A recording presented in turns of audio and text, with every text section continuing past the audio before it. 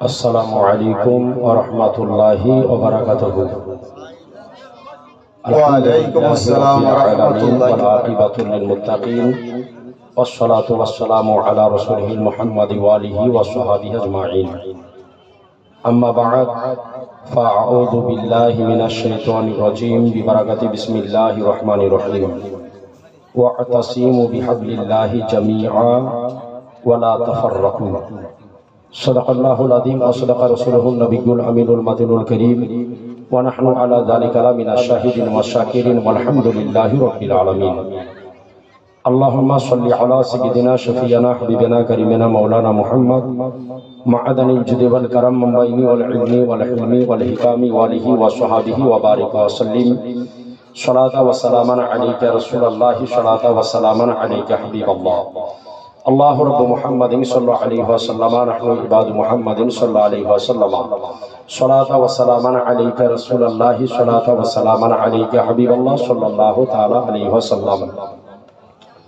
শ্রদ্ধেয় উপস্থিত, আজকের সভার নির্বাচিত, নির্ধারিত, মনোনীত, বিজ্ঞাপিত সভাপতি মহাশয় সহ দিগার ওলামায়ে কেরাম, তলবায়ে এজাম, সামনে উপস্থিত উপবিষ্ট ইসলাম দরদি ভাতৃবৃন্দ, পর্দানসী মা ও ভগ্নীগণ, আলহামদুলিল্লাহ, যাবতীয় প্রশংসা সেই মহান রব্বুল আলামিনের জন্য, যিনি বিশ্ব নিয়ন্ত্রণ, সর্বদ্রষ্টা, পালনকর্তা, রিজক দাতা আল্লাহ পাক জাল্লা শানু আম্মা নাওয়ালহু। অতঃপর সাইয়্যিদুল মুরসালিন, খাতামুন নবিয়্যিন, আনিসুল গারিবিন, রাহাতুল আসিকিন, মুরাদুল মুস্তাকিম, রাহমাতুল লিল আলামিন, নূরে মুজাসসাম, রাসূল আকরাম, সাহেবে জোদ ও কারাম, সাহেবে লৌহ কারাম, মালিক হার হারাম, নবী মুহাম্মদ রাসূলুল্লাহ সাল্লাল্লাহু তাআলা আলাইহি ওয়াসাল্লাম পয়গম্বরকে হাজির ও নাজির, আলিমে মাকানা ও মায়াকুনের খবরদাতা, জিন্দা নবী, হায়াতুন নবী, নূরুন নবী মনে করে সুমধুর কণ্ঠে ঝুমঝুম শব্দে পবিত্র মাহফিলে একবার দরুদ শরীফের নাযরানা পড়ুন। আল্লাহুম্মা জোরে জোরে সাল্লি আলা সাইয়্যিদিনা মাওলানা মুহাম্মদ ওয়ালা আলিহি মাওলানা মুহাম্মদ সাল্লাল্লাহু আলা মুহাম্মাদিন সাল্লি আলা মুহাম্মদ হরদম ज़बान से निकालो पाक नामे मुहम्मद हरदम ज़बान से निकालो शफीआना मुहम्मद सल्लल्लाहु ताला अलैहि वसल्लम। আজিজান মোহতারাম ব্রাদারান ইসলাম, আপনারা সকলে অবগত আছেন যে আপনাদেরই মসজিদের উন্নতি কল্পে এই মহতী সভার আয়োজন করা হইয়াছে। যথাসময়ে নির্দিষ্ট টাইম মোতাবেক মাহফিলের কাজ আরম্ভ হয়ে গিয়েছে। তবে আপনাদের নিকটে আমার বিশেষভাবে অনুরোধ, যিনারা এখনো এখানে ওখানে দাঁড়িয়ে বা বসে আছেন, দাঁড়িয়ে না থেকে, বসে না থেকে একটু তাড়াতাড়ি করে মাহফিলে চলে আসুন। ইনশাআল্লাহ তাআলা একের পর এক ওলামায়ে কেরাম যিনারা আমন্ত্রিত, তিনারা উপস্থিত হয়ে গিয়েছেন, স্টেজে আসবেন এবং কোরআন এবং হাদিসের আলোকে আপনাদের সামনে বর্ণনা করবেন। তবে আপনাদেরকে আবেদন করব, একটু তাড়াতাড়ি করে মাহফিলে চলে আসুন। আজিজান মোহতারাম বেরাদারান ইসলাম, তবে যাই হোক, এবং মা বোনদের নিকট আবেদন করব যে মাহফিলের কাজ আরম্ভ হয়ে গিয়েছে, আপনারাও দেরি না করে নিজ নিজ কর্মসমূহকে কমপ্লিট করে দিয়ে একটু তাড়াতাড়ি করে মাহফিলে চলে আসুন। যাই হোক বাবজি, আমার ভাইরা, ভূমিকাতে দীর্ঘক্ষণ সময় নিব না, কারণ সময় খুবই কম। আমার পরে পরে আরো বিজ্ঞ ওলামায়ে কেরাম আছেন এবং আজকের মাহফিলের যিনি প্রধান বক্তা, শুধু উত্তর দিনাজপুর থেকে আগত, একেবারে নতুন মুখ, বিশিষ্ট ইসলামিক চিন্তাবিদ, লেখক এবং গবেষক, মুনাজির আহলে সুন্নাত হযরতুল আল্লাহ মাওলানা মুফতি গুলজার আলী মিসবাহি মাদ্দাজিল্লাহুল আলী ওয়ান নুরানি, তিনিও ইনশাআল্লাহ তাআলা উপস্থিত হবেন। তিনার নির্ধারিত সময় মোতাবেক তিনারও আলোচনা শ্রবণ করতে হবে এবং ইনশাআল্লাহ তাআলা আমার পরে একেবারে সুমধুর কণ্ঠী, কোকিল কণ্ঠী হযরতুল আল্লাহ মাওলানা শরীফুল্লাহ লস্কর সাহেব, তিনিও ইনশাআল্লাহ তাআলা উপস্থিত হবেন। তিনারও আলোচনা আপনাদেরকে শ্রবণ করতে হবে। সুতরাং যিনারা এখনো মেলাতে ঠেলা খাচ্ছেন, মেলায় ঠেলা না খেয়ে একটু তাড়াতাড়ি করে চলে আসুন। কারণ আমি একটু পূর্বে যখন আপনাদের এই প্রোগ্রামে ঢুকলাম তো দেখলাম যে মেলাতে এত ভিড় যে আসার কোনো সুযোগ নেই, খুব কষ্ট করে আসতে হলো। সুতরাং মেলাতে ভিড় না জমিয়ে রাস্তাঘাটে দাঁড়িয়ে না থেকে আজকের যে মাহফিল, এর যে মাহফিলের যে উদ্দেশ্য, সেই উদ্দেশ্যকে পূর্ণ করার চেষ্টা করুন। যাই হোক, আমি সোজাসুজি আমার আলোচ্য বিষয়ের দিকে আলোকপাত ঘটাবো এবং অল্প সময়ের মধ্যে আমার আলোচনাকে আমি সমাপ্তি করব। তার পূর্বে একেবারে এই সন্ধ্যার সময় উচ্চ স্বরে একেবারে নবীর গোলামের পরিচয় দিয়ে দরুদ পড়েন। আল্লাহুম্মা জোরে সাইয়্যিদানা মাওলানা মুহাম্মদ ওয়া আলা আলিহি সাইয়্যিদানা মাওলানা মুহাম্মদ সাল্লাল্লাহু আলা মুহাম্মাদিন সাল্লাল্লাহু আলা মুহাম্মদ হরদম ज़ाबा से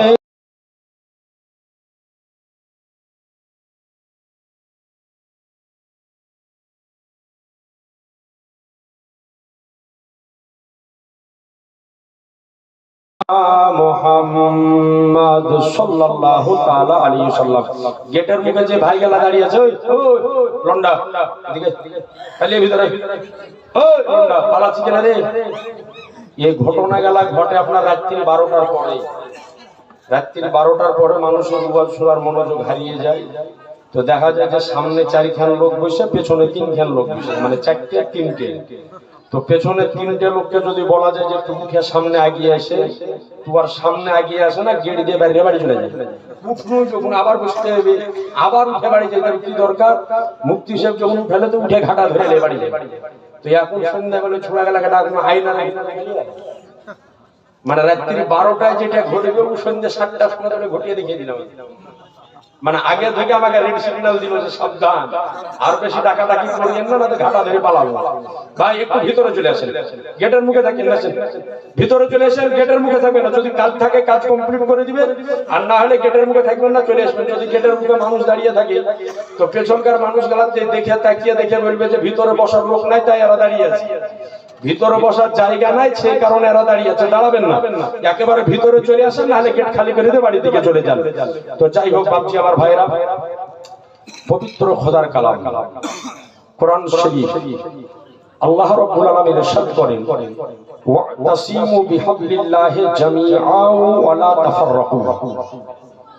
আল্লাহ রাব্বুল আলামিন বলেন যে তোমরা আল্লাহর রস্সিকে, আল্লাহর রুজুকে শক্ত করে ধরে, ওয়ালা তাফাররাকু, এবং একে অপর থেকে বিচ্ছিন্ন হয়ে যেও না, আলাদা হয়ে যেও না।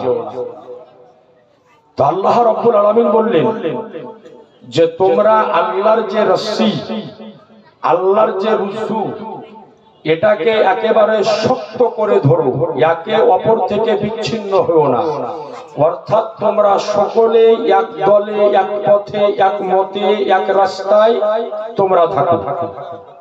আজিজানে মুহতারাম বেরাদারের ইসলাম, কিন্তু এখন বর্তমান সময় যদি হিসাব করে দেখা যায় যে আমাদের মধ্যে একাধিক দল, একাধিক পথ, একাধিক মত, একাধিক রাস্তা। এখন বিষয় হলো আল্লাহ বলছেন যে তোমরা এক পথের ভিতরে থাকো, এক রাস্তায় থাকো, আর আমাদের মধ্যে আলাদা আলাদা দল, আলাদা আলাদা পথ। এখন মানুষ পড়ে গিয়েছে বিভ্রান্তি যে আমরা কোন দলের কাছে যাব, কোন পথ আমরা অবলম্বন করব। কোন রাস্তায় আমরা যাব। কারণ বর্তমানে যতগুলি দল, যতগুলি পথ, যতগুলি রাস্তা বের হয়েছে, প্রত্যেক রাস্তারই আলেম ওলামাগণ মাথায় টুপি পরে, লম্বা জামা পরে কোরআন হাদিস দিয়ে কিন্তু বোঝায়। এর ফলে সাধারণ মানুষ বিভ্রান্তির মধ্যে পড়ে গিয়েছে যে আমরা যাব কোন পথে, আমরা যাব কোন রাস্তায়। আজিজানা মুহতারাম বিরাদারানে ইসলাম, আপনাদের নিকটে আরজ করি যে আল্লাহ বললেন যে ওয়ালা তাফাররাকু, তোমরা দলাদলি করিও না, একে অপর থেকে বিচ্ছিন্ন হয়ে যেও না। এই কথাটির ব্যাখ্যা করেছেন একাধিক মুফাসসিরে কেরাম, যিনারা কোরআন শরীফের ব্যাখ্যা করেছেন। তিনারা সকলে একমত, একপথ এবং একটা কথার উপরে উপনীত হয়েছে যে তোমরা দলাদলি করিও না, ভাগাভাগি হইও না, একে অপর থেকে বিচ্ছিন্ন হয়ে যেও না। অর্থাৎ তোমরা সকলেই মিলে একটা দল, একটা পথ, একটা মতের উপরেই থাকো, তার নাম হলো আহলে সুন্নাত ওয়াল জামাত। একটু জোরে সুবহানাল্লাহ বলেন, আরেকটু জোরে বলেন সুবহানাল্লাহ। আমার এই সামনে থেকে ভাই একলা যত জোরে বললেন আপনারা সবাই মিলে পারলেন না, জোরে বলেন সুবহানাল্লাহ। তো আল্লাহ বললেন যে তোমরা সকলে এক পথ, এক মতের উপরে থাকো, অর্থাৎ তোমরা সকলে একটা দল, একটা পথ, একটা মতের উপরে থাকো, তার নাম হলো আহলে সুন্নাত ওয়াল জামাত। আজিজানে মুহতারাম বিরাদারানে ইসলাম, একটা কথা আপনাকে জানিয়ে রাখি, বর্তমান সময় একাধিক দল, একাধিক পথ, একাধিক মত, একাধিক রাস্তা আজকে নতুনত্ব নামে আবির্ভাব হয়েছে, নতুনত্ব নাম দিয়ে আত্মপ্রকাশ ঘটিয়েছে। কিন্তু একমাত্র মুক্তিপ্রাপ্ত এবং জান্নাতি দল এবং নাজাত প্রাপ্ত যেই দল, তার নাম হলো আহলে সুন্নাত ওয়াল জামাত। আজিজানা মুহতারাম বিরাদারানে ইসলাম, আমার বিশ্বনবী মহানবী সাল্লাল্লাহু তাআলা আলাইহি ওয়াসাল্লাম আজ থেকে ১৫০০ বছর পূর্বে তিনার এই উম্মত সম্পর্কে একটি ভবিষ্যৎবাণী করে দিয়েছেন, যেই ভবিষ্যৎবাণীটি এখন পর্যন্ত হাদিসের কিতাবে স্বর্ণ অক্ষরে লিপিবদ্ধ রয়েছে। নবী আমার বলেন, হাদিসটি বর্ণিত হয়েছে মিশকাত শরীফ প্রথম খণ্ড ৩০ পৃষ্ঠার মধ্যে, এবং এই হাদিসটি বর্ণিত হয়েছে সুনান ও তিরমিজির মধ্যে। ইহা ছাড়াও অন্যান্য একাধিক হাদিস শাস্ত্রের কিতাবের মধ্যে এই হাদিসটি বর্ণিত হয়েছে।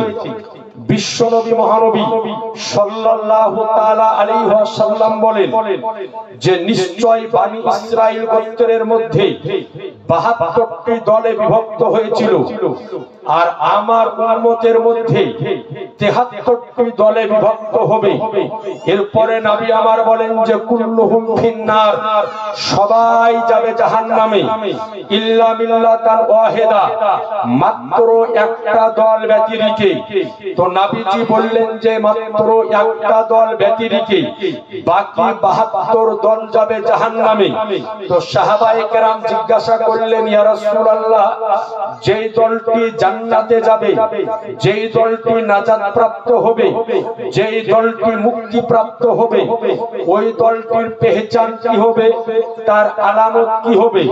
তো নবী আমার বলেন যে মা আনা আলাইহি ওয়া সাহাবী, অর্থাৎ আমার এবং আমার সাহাবী রাস্তার উপরে, পথের উপরে যেই দলটি দাঁড়িয়ে থাকলো, যেই দলটি চললো, একমাত্র ওই দলটি যাবে জান্নাতে, ওই দলটি হবে মুক্তিপ্রাপ্ত এবং ওই দলটি হবে নাজাত প্রাপ্ত। একটু জোরে বলেন সুবহানাল্লাহ।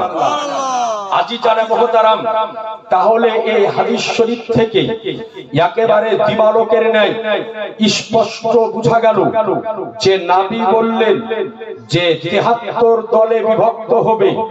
নবী এই কথা বলেননি যে সমস্ত মানুষের মধ্যে হবে, বরং নবী বলেছেন ওয়াতাফতারিকু উম্মতি, অর্থাৎ আমার উম্মতের মধ্যেই বিভক্ত হবে।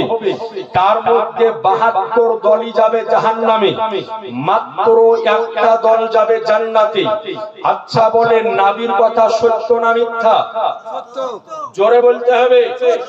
নবীর কথা হলো সত্য। তো নবী যে বলেছেন যে 72টা দল জাহান্নামে যাবে, একটা দল জান্নাতে যাবে, 73টা দলে বিভক্ত হবে। কার মধ্যে হবে? আমার উম্মতের মধ্যেই হবে। অর্থাৎ সকলে আমার উম্মতের দাবিদার করবে। এরা 73টি দলে বিভক্ত হবে। তাহলে এই হাদিস শরীফ থেকে দিবালোকের ন্যায় স্পষ্ট আকারে একেবারে বোঝা গেল যে আজকে 73টি দল নামাজ পড়বে, 73টি দল রোজা রাখবে, 73টি দল হজ করবে, 73টি দল যাকাত দিবে, 73টি দল নামাজ পড়বে, 73টি দল মসজিদ বানাবে, 73টি দল মাদ্রাসা বানাবে, 73টি দল পাঞ্জাবি পড়বে, 73টি দল তাসবিহ পড়বে, 73টি দল টুপি পড়বে, 73টি দল কোরআন পড়বে, 73টি দল হাদিস পড়বে, 73টি দল বুখারী পড়বে, 73টি দল মুসলিম পড়বে, 73টি দল তিরমিজি পড়বে, 73টি দল আবু দাউদ পড়বে, 73টি দল কোরআনও পড়বে, হাদিসও পড়বে। এর মধ্যে 72টা দল জাহান্নামে যাবে, একটা দল মাত্র জান্নাতে যাবে। সুবহানাল্লাহ। একটু জোরে হবে না? তাহলে জান্নাতে কয়টা দল যাবে? জোরে বলতে হবে। একটা দল যাবে জান্নাতে, বাকি 72টা দল যাবে জাহান্নামে। এটা আমার কথা নয়, এটা হচ্ছে নবীর কথা।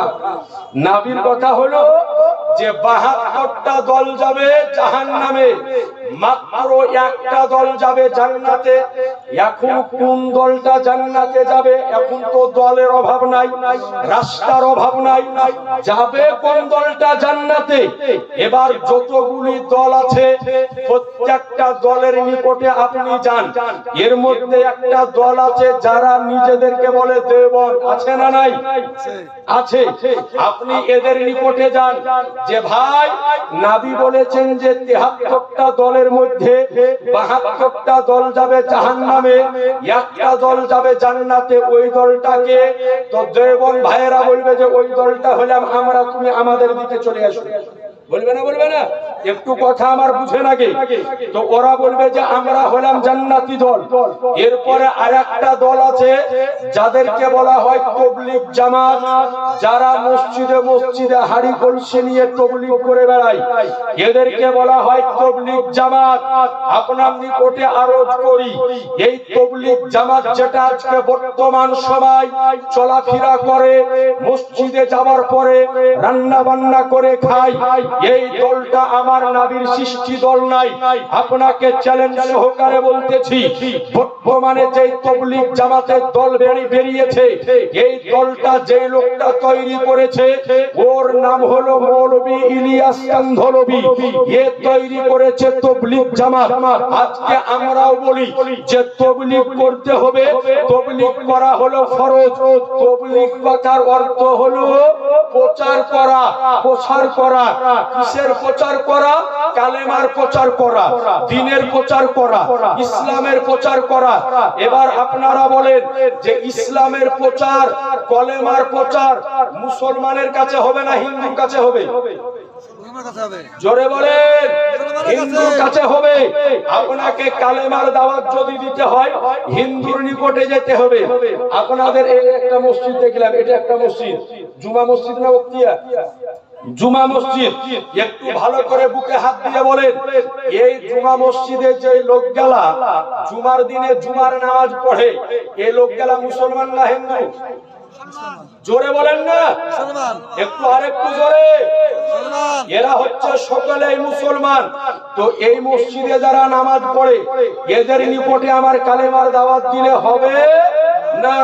আমাকে কালেমার দাওয়াত যদি দিতে হয় যেতে হবে মন্দিরে, কালেমার দাওয়াত যদি দিতে হয় যেতে হবে গুরুদুয়ারায়, কালেমার দাওয়াত যদি দিতে হয় যেতে হবে আজকে আমাকে গির্জা ঘরে, কালেমার দাওয়াত যদি দিতে হয় তো হিন্দুর কাছে যেতে হবে, বিধর্মীকের কাছে যেতে হবে।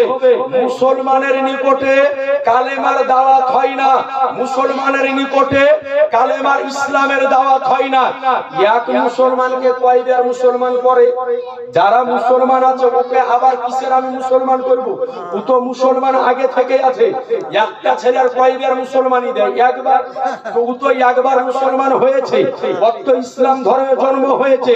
তো যদি বলে যে আমরা তো নামাজের শিক্ষা দিই, রোজার শিক্ষা দিই, নামাজের শিক্ষা রোজার শিক্ষা যেটা হয় ওটাকে তাবলীগ বলে না, ওটাকে বলা হয় তালিম অর্থাৎ শিক্ষা। আপনি শিক্ষা দেন, তবে ওই রাস্তায় দাঁড়িয়ে দিতে হবে যেই রাস্তায় দাঁড়িয়ে আমার নবী শিক্ষা দিয়েছে, যেই পথে দাঁড়িয়ে সাহাবায়ে কেরাম দিয়েছে। আজকে এইভাবে ইসলামের দাওয়াতটা আপনাকে দিতে হবে, কালেমার দাওয়াত দিতে হবে। এই জন্য আপনাকে বললাম যে আজকে কালেমার দাওয়াত যদি দিতে হয় মন্দিরে যেতে হবে, কালেমার দাওয়াত যদি দিতে হয় গুরুদুয়ারায় যেতে হবে, কালেমার দাওয়াত যদি দিতে হয় গির্জা ঘরে যেতে হবে, কালেমার দাওয়াত যদি দিতে হয় ভারতের প্রধানমন্ত্রী মিস্টার নরেন্দ্র মোদীর কাছে যেতে হবে, কালেমার দাওয়াত যদি দিতে হয় আমাদের রাজ্যের মুখ্যমন্ত্রী মিসেস মমতা বন্দ্যোপাধ্যায়ের নিকটে যেতে হবে, উনাদের নিকটে কালেমার দাওয়াত দিতে হবে। কিন্তু আজ তাবলীগের ভাইদেরকে দেখা যায় যে মসজিদে আসার পরে বলে যে আমরা তাবলীগ করতেছি। এর নাম কিন্তু তাবলীগ নয়। এই তাবলীগ জামাতের কাছে যান, যাওয়ার পর আপনি জিজ্ঞাসা করেন ভাই আমার নবী বলেছেন যে ৭২ দলের মধ্যে এক দল যাবে জান্নাতে, বাকি ৭২ দল জাহান্নামে। তো ওই দলটাকে তো তাবলীগের ভাইরা বলবে যে ওই দলটাই হলাম আমরা। বলবে না? বলবে না? ওরাও বলবে যে ওইটাই হলাম আমরা। এরপরে আরেকটা দল আছে যারা বুকের উপরে হাত বাঁধে, এদের নাম দিয়েছে আহলুল হাদিস। দেখেছে? বুকের উপরে হাত বেঁধে নামাজ পড়ে, এরা নিজেদের নাম দিয়েছে আহলুল হাদিস। কিন্তু আপনাকে গ্যারান্টি সহকারে চ্যালেঞ্জ সহকারে বললাম এদের নাম আহলুল হাদিস নয়, এদের অরিজিনাল নাম হলো ওয়াহাবি। কি বললাম? এদের অরিজিনাল নাম হলো ওয়াহাবি। এই দলটা যে লোকটা তৈরি করেছে এর নাম হলো মুহাম্মদ ইবনে আব্দুল ওয়াহাব নজদি। এরই নাম অনুসারে এই দলটির নাম দেওয়া হয়েছিল ওয়াহাবি। তো বলবেন যে এদের নাম আহলুল হাদিস কেমন করে হলো? এই ওয়াহাবি দল তৈরি হয়েছিল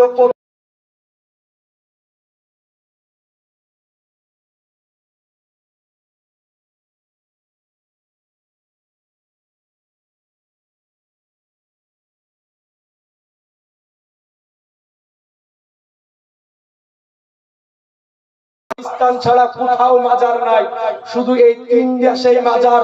মক্কাতেও মাজার নাই, মদিনাতেও মাজার নাই। এ আতিচারে মুহতারাম, আজ আপনাকে গ্যারান্টি সহকারে বললাম 1101 হিজরির পূর্বের ইতিহাস আপনি আলগা করেন। মক্কাতেও মাজার ছিল, মদিনাতেও মাজার ছিল। যবে থেকে ওয়াহাবি হুকুমত মক্কা মদিনার উপরে নিজের হুকুমত জারি করেছে, তারপরে আজকে মক্কা মদিনার একাধিক মাজারকে পুড়িয়ে ফেলে দেওয়া হয়েছে। এরপরে এই ওয়াহাবি সম্প্রদায় যখন ভারতবর্ষের বুকে আসলো, ওই সময়তে ভারতে ইংরেজদের শাসন আমল চলতেছিল, ইংরেজদের শাসন আমল চলতেছিল। তো এরা ভারতে আসার পরে যখন নিজের মত ওয়াহাবি প্রচার করতে লাগলো, তো ভারতের লোক হচ্ছে নবী প্রেমিক, ওলি প্রেমিক, পীরপন্থী মানুষ বেশিরভাগ, নাকি ভাই? ভারতের মানুষ। তো সৌদি আরবে ওরা আসার পরে যখন ওদেরকে বললো যে তোমরা কোন দলের লোক, তো বললো যে আমরা হলাম ওয়াহাবি। তখন ভারতের লোক বলল রে এ তো এই ওয়াহাবি যারা মক্কা মদিনায় মাজার ভাঙিয়েছে, মার ঝাঁটা বাহির করে দেখে ভারত থেকে। ভারতের লোকে যখন এই কথা বললো তখন ওরা গেল ইংরেজ সরকারের নিকটে। আমি মন বানিয়ে বলতেছি না, আহলে হাদিসদের সবচাইতে বড় মৌলবী নাম হলো নওয়াব হাসান খান সিদ্দিকী।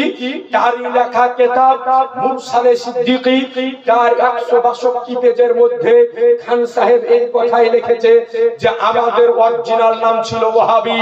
আমরা এই ভারতবর্ষের বুকে আসার পরে আমাদেরই একজন মৌলবী নাম হলো তার হুসাইন বাটলবি ইংরেজ সরকারের কাছে গেল, যাওয়ার পরে বলল যে আমাদের ওয়াহাবি নাম নিয়ে ভারতে টিকতে পারছি না, তো আমাদের একটা নতুন নাম দেওয়া হোক। তো ওদের নাম ইংরেজ সরকার দিল যে আজ থেকে তোমাদের নাম হলো আহলুল হাদিস। কথা বুঝতে পারলেন?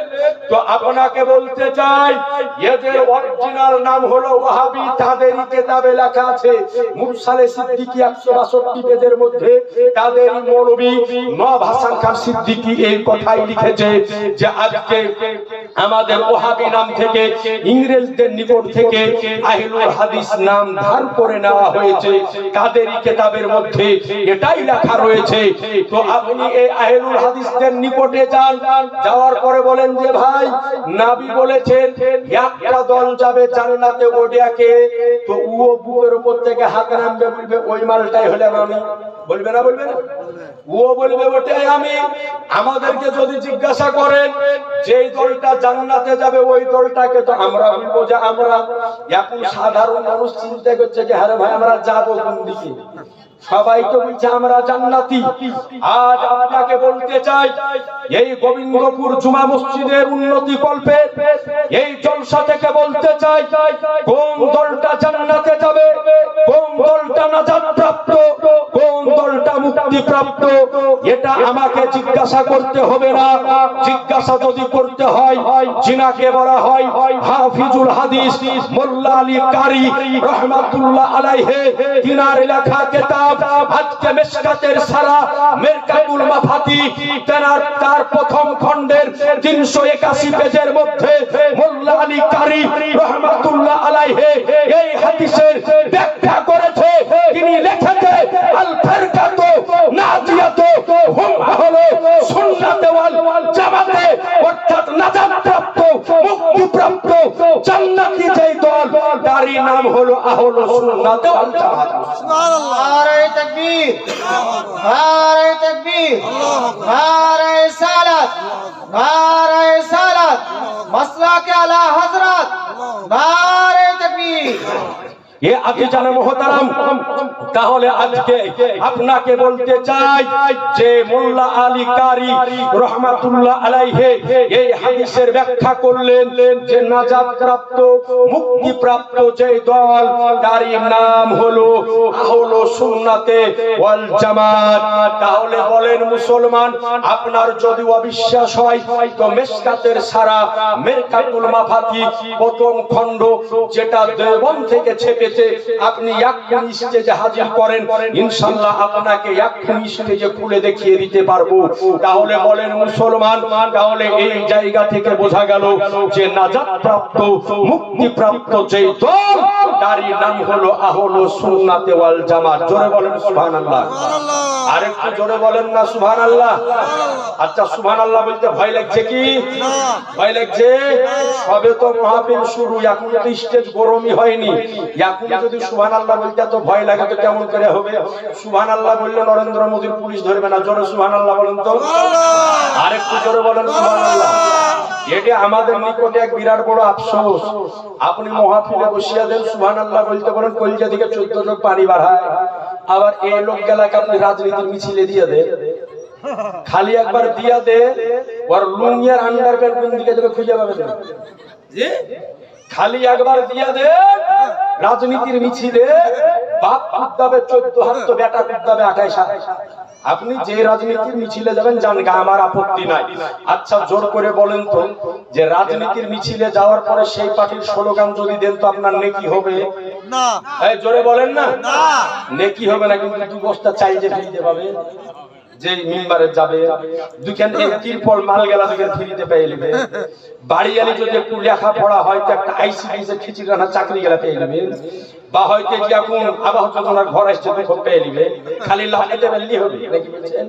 আর আপনাকে বলি সুবহানাল্লাহ যদি একবার বলেন তো নবী আমার বলেন যে আসমান এবং জমিনের যতটা খালি জায়গা আছে নেকি দ্বারা পরিপূর্ণ করে দেওয়া হবে। সুবহানাল্লাহ। একটু জোরে সুবহানাল্লাহ বলেন তো। আচ্ছা পেছনকার ভাইরা বলেন তো জোরে সুবহানাল্লাহ। একবার 2 হাত উঠিয়ে বলেন তো ইয়া রাসূলুল্লাহ, ইয়া রাসূলুল্লাহ। সুবহানাল্লাহ। মাঝে মাঝে সুবহানাল্লাহ আলহামদুলিল্লাহ ব্যাটারি চার্জের পাওয়ার দিবেন, তাহলে না বুঝবো যে আপনারা জেগে আছেন। আর যদি না বলেন তাহলে জানবো যে আমার সাথে মুখ মিলিয়ে ঝগড়া হেজে রেগে আছেন। আর একবার জোরে বলে দেন সুবহানাল্লাহ। তাহলে আজিজানা মুহতারাম, যেটা বলতেছিলাম নাজাত প্রাপ্ত মুক্তি প্রাপ্ত যে গেটের মুখে ভাই গেল সোনামণি আয়নার ভিতরে বলুন ভাই ভিতরে এসো না ভাই, এসো। বাইরে থেকে প্রেম ভালোবাসা হয়, ভিতরে এসো, এসো ভিতরে এসো। দুটিয়া ছুড়া জোড়া বানিয়ে গেল, বুঝছে মুক্তি সাহেব কেন যে ডাকছে, মাইলো দৌড় ঘুরে এসো ভিতরে এসো, গেটের মুখে ভিড় জমা না, সোনামণি ভিতরে চলে এসো, ভিতরে বসো। আজিজানা মুহতারাম বিরাদারানে ইসলাম, তো আপনাদের নিকটে আরজ করতেছিলাম যে তাহলে বোঝা গেল নাজাত প্রাপ্ত মুক্তি প্রাপ্ত জান্নাতি যে দল তার নাম হলো আহলুস সুন্নাত ওয়াল জামাত। জোর করে বলে দেন সুবহানাল্লাহ।